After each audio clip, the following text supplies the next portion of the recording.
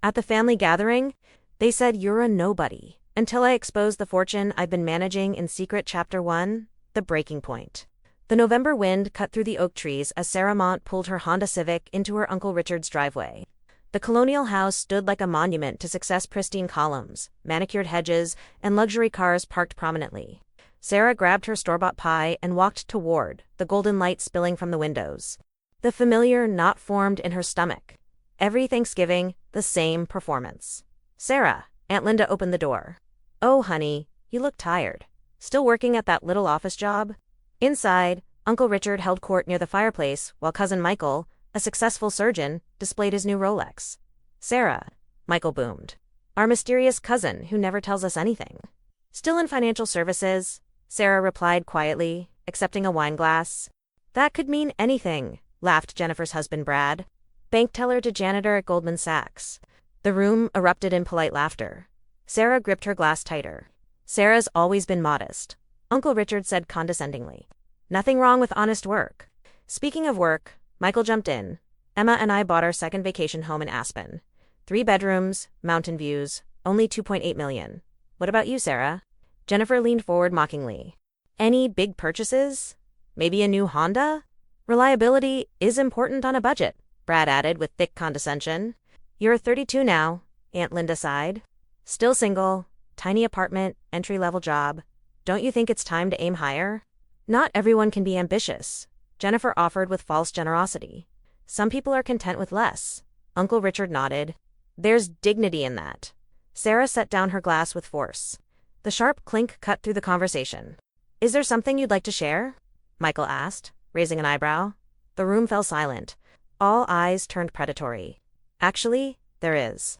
Sarah stood slowly, her heart pounding but voice steady. Years of board meetings had trained her for this moment. "You're all concerned about my choices. My simple job, modest lifestyle, apparent lack of ambition. You've spent years making assumptions about who I am." "Sarah, honey," Aunt Linda started. "Let me finish." Sarah's voice carried quiet authority. "You want to know what I do?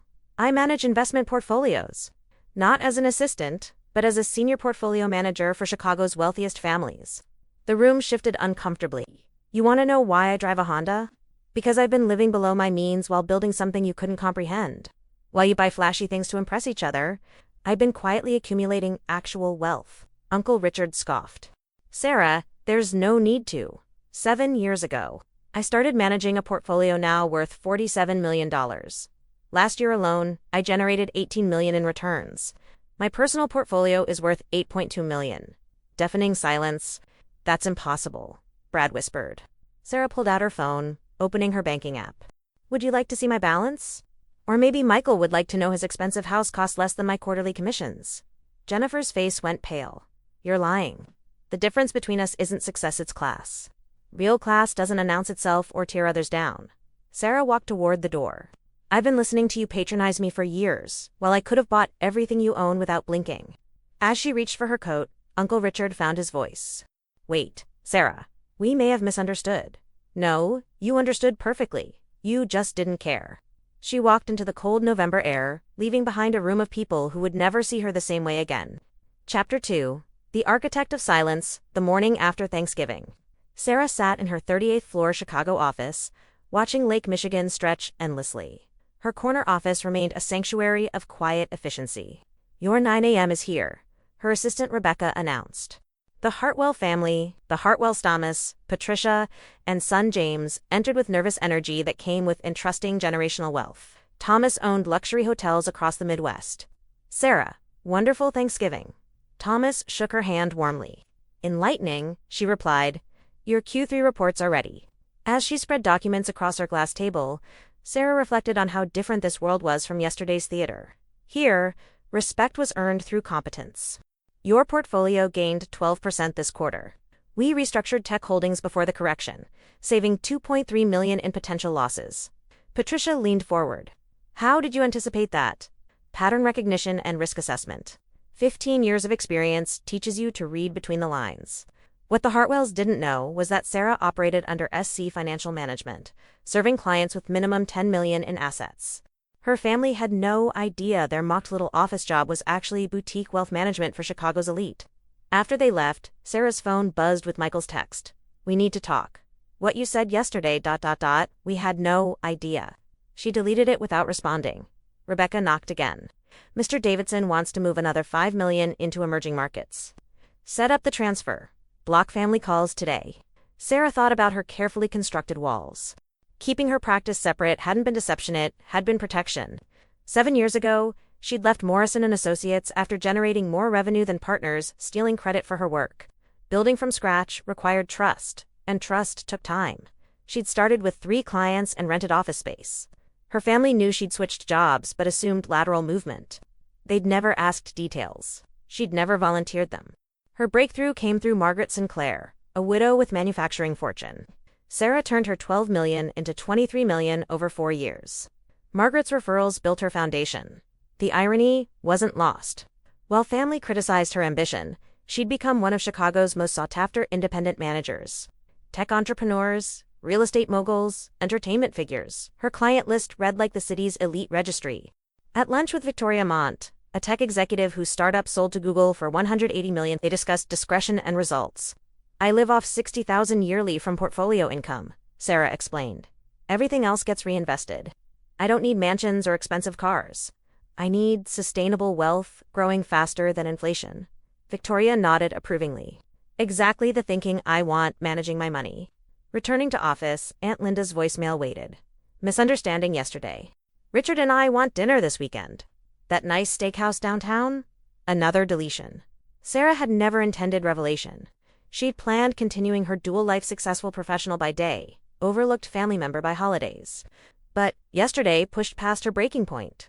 Maybe Brad's honest work comment, as if managing millions wasn't honest. Maybe Jennifer's fake concern. Or cumulative years of condescension finally becoming unbearable. Her mentor Robert Kim's words echoed, "Money is just the tool. You're really managing trust, the most valuable currency in business." Her family never trusted her judgment. Never asked investment opinions, never sought financial advice, never acknowledged she might have insights worth hearing. They'd pigeonholed her as family underachiever. But clients trusted her with everything. Children's inheritances, philanthropic goals, generational security. The responsibility was enormous, never taken lightly. At 6 p.m., preparing to leave, Sarah wanted simple evening pleasures: cooking dinner, reading books. The same activities family mocked still brought greatest satisfaction. Money didn't change who you were. It revealed who you'd always been. Chapter 3. The Reckoning. Sarah's doorbell rang at 8:30 p.m. Through the peephole, Michael and Jennifer stood uncomfortably in her hallway, looking smaller than yesterday's gathering. She opened the door. They entered her apartment, the tiny space they'd mocked stunningly, seeing it differently. Modern furniture, original artwork, floor-to-ceiling bookshelves with first editions and investment texts. "Your place is beautiful," Jennifer said quietly, touching marble countertops. "We never really looked before." Sarah poured wine, gesturing toward the living room. Uncomfortable silence stretched. "We spent all day talking," Michael finally said. "We kept going over yesterday and realized we don't actually know anything about your life." "You never asked," Sarah replied simply. "But we should have," Jennifer interjected earnestly. "We're family. We should have supported each other." "You were establishing hierarchy," Sarah said. "You needed someone to look down on. I was convenient." Both cousins flinched at her bluntness. "If what you said is true," Michael started. "It's true." "Then why didn't you tell us? Why let us think you were struggling?" Sarah considered the question. "When I first made real money, I imagined Uncle Richard's surprise, your parents' pride. But I realized your opinion was never based on actual accomplishments. It was based on what you needed me to be." She retrieved a photo album. "Remember my Northwestern MBA graduation? Top 5%, 3 job offers from major firms. But at the barbecue, everyone talked about Michael's residency and Jennifer's engagement." Jennifer reddened. "Sarah, that's not it. Showed me achievements only mattered if they reflected well on everyone else, if they could take credit. Since they couldn't, my success became invisible." "Show us," Michael said quietly. Sarah returned with her laptop, opening investment dashboard. The numbers were staggering. Jennifer gasped. Michael leaned forward, analyzing data. $8.2 million, he whispered. "This is generational wealth, if managed correctly. But that's not the point. I've been building something significant while you treated me like charity." Jennifer cried softly. "I'm so sorry. We've been horrible." condescending and cruel. How did you hide this income? Michael asked. Sarah smiled genuinely for the first time. You don't hide it. You don't volunteer information to people uninterested in listening. She explained her career progression, independence decision, client base building, the Hartwells, Sinclairs, Victoria Mont, ultra-wealthy families trusting her with financial futures. I operate under SE Financial Management. Clients know me as discreet, highly effective, confidential. I've built reputation on results. Don't you want recognition? Jennifer asked. From whom? Financial industry recognizes my work. Forbes Wall Street Journal features. Clients recommend me. That's meaningful recognition. Michael shook his head amazed. All these years, we thought you hadn't figured life out. But you're the only one who built something from nothing. What do you mean? I inherited practice through Dad's connections. Jennifer married money. Uncle Richard started with family capital. But you did this completely alone. Sarah had never considered that perspective. Every dollar, client relationship, investment decision earned through her own knowledge and skill. There's something else, Jennifer said hesitantly. After yesterday, we talked to other family members. None of us really know each other anymore. We show off purchases, pretend that makes us close. Uncle Richard wants to apologize, Michael added. We all are embarrassed. Sarah felt vindicated but sad it took public confrontation for them to see her as worthy of respect. I don't need apologies. But I don't need to continue pretending our family dynamics are healthy. If we're having relationships forward, they need to be based on who we actually are. Jennifer nodded vigorously. Yes. I want to know about your real life. What makes you happy? Challenges you're facing. I want to be your cousin. And I want your advice, Michael added. Emma and I make investment decisions based on what others do rather than what makes sense. Would you look at our portfolio? Sarah laughed genuinely. Michael, my minimum client fee is $50,000. His face fell. Oh, right, I'm kidding. Of course I'll help. Your family. The word family hung differently than 24 hours ago. Less obligation, more conscious choice to build something meaningful rather than maintain appearances. They talked until midnight, sharing stories never discussed in years of holiday gatherings. Michael struggled with living up to medical legacy pressure. Jennifer's marriage, while financially comfortable, lacked emotional connection. Sarah told them about loneliness of success without recognition, weight of managing others' fortunes, satisfaction of building through patience and skill rather than flash. When they left, Sarah felt something new with family. Hope. Not for dramatic reconciliation, but possibility of real relationships based on mutual respect and genuine interest. Preparing for bed, she realized yesterday's confrontation gave her something more valuable than vindication. It gave opportunity to consciously decide what family relationships she wanted building forward. For the first time in years, the answer wasn't none at all. Chapter 4. The New Foundation, 3 months later. Sarah stood in Chicago Athletic Association's private dining room, watching family arrive for their new tradition, quarterly dinners focused on actually knowing each other. Jennifer's idea replaced performative holiday gatherings with intimate occasions. No gift exchanges, no show-and-tell about purchases, just conversation and connection. Uncle Richard arrived first, looking nervous. Their relationship had been most complicated to rebuild. His post-Thanksgiving apology was genuine but awkward, colored by years of dismissive comments he couldn't take back. Thank you for organizing this, he said formally. As they waited for others, Richard cleared his throat. I've been thinking about what you said, about class not needing to announce itself. Sarah waited. Everything I've been proud of, house, cars, country club, those were announcements. Ways of telling people I'd made it. But you actually made it. Quietly, with dignity. Success looks different for different people. Some forms are more meaningful.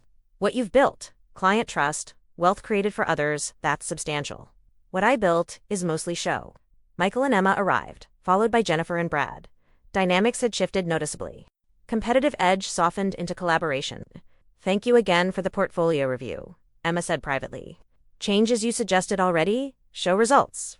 Conservative growth takes time, but it's sustainable. Compound interest does heavy lifting if you're patient. Dinner conversation differed from any family gathering, Sarah remembered. Instead of status updates and competitions, they discussed challenges, goals, genuine concerns. Jennifer shared struggles finding purpose with children in college.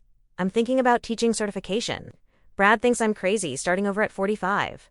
Why is that crazy? Sarah asked. You have financial security to pursue meaning rather than just profit. That's privilege most don't have. Teaching doesn't pay much, Brad interjected. Seems like waste of abilities. Maybe we need reconsidering how we define waste, Michael said gently. Sarah makes more than us combined, but drives Honda and lives simply because it aligns with her values. Maybe Jennifer wants teaching because it aligns with hers. Conversation continued throughout evening career transitions, parenting philosophies, investment strategies. Sarah genuinely enjoyed family company for the first time in years. After dinner, Jennifer pulled Sarah aside excitedly. I've been accepted to DePaul's Education Master's program. I start fall. That's wonderful. Congratulations. I couldn't have done it without our conversation. You helped me realize my worth isn't tied to money, earned, or others' opinions. Riding home, Sarah reflected on changes since November breakthrough. Wealth revelation was catalyst, but real transformation was in how family chose seeing each other. Michael texted, Emma and I want starting family foundation, focused on financial literacy education. Would you help structure it? She smiled, typing back, I'd be honored. Next morning, reviewing quarterly reports, Rebecca brought messages including Margaret Sinclair's call about her grandson's tech company needing wealth management. Sarah's professional life had become more fulfilling since family revelation. Not because work changed, but because she no longer carried emotional weight of divided life. Family now knew and respected who she was. Validation she'd convinced herself she didn't need turned out mattering more than realized. That evening, meeting Victoria Mont for drinks overlooking Chicago River, Victoria observed, You seem more settled lately. My family knows about my business now. Complicated, but good. Sarah shared the Thanksgiving story and months of relationship rebuilding. You know what's interesting? Victoria said. You spent years protecting them from feeling bad by hiding success. But you also protected them from opportunity to genuinely know and appreciate you. I hadn't thought of it that way. Relationships can't be authentic when one person manages others' emotions by hiding themselves. Your family couldn't really love you because they didn't really know you. Victoria's words stayed with Sarah, walking home. She'd spent energy protecting family from insecurities, without giving them chance to rise above those insecurities. Thanksgiving confrontation hadn't just revealed wealth, it revealed worth. In recognizing her worth, family was forced examining their behavior and choosing whether to grow or retreat. Thankfully, they'd chosen growth. 6 months later, Sarah delivered guest lecture at Northwestern on building wealth through strategic thinking.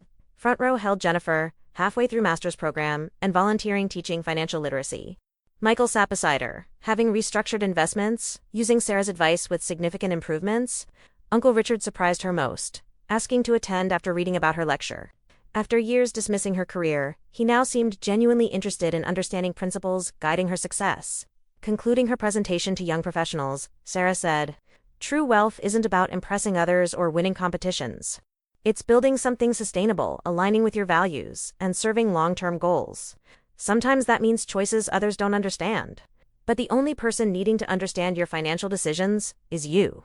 After the lecture, family gathered for dinner near campus. Conversation flowed naturally. Jennifer's student teaching, Michael's foundation expansion plans. I owe you an apology, Uncle Richard said, waiting for dessert.